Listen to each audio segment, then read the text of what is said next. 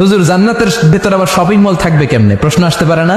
সহিহ মুসলিমের বর্ণনা, ইন্না ফিল জান্নাতি লাসুকান, জান্নাতের ভেতরে বিশাল এক শপিং মল থাকবে।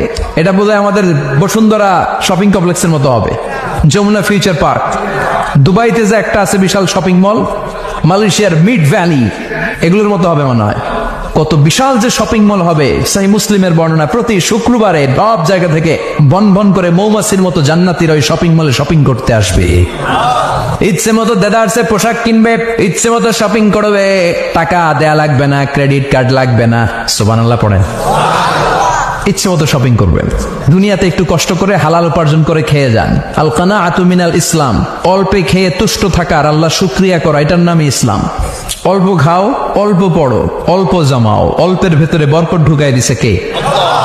অনেকে দেখবেন অনেক খাই খাই নাই নাই করে, এটা যাদের স্বভাব তাদের কখনো বরকত হয় না। অল্প খাবেন, অল্প পড়বেন, আর হালালের সাথে সম্পর্ক করবেন।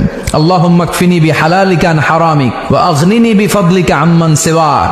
বিষ্ণুনবী দোয়া করতেন, আল্লাহ হালালকে আমার জন্য যথেষ্ট করেন, হারাম থেকে আমারে বাঁচিয়ে রাখেন। পড়েন আমিন। হালাল অল্প হলেও হালালে বরকত আছে না নাই?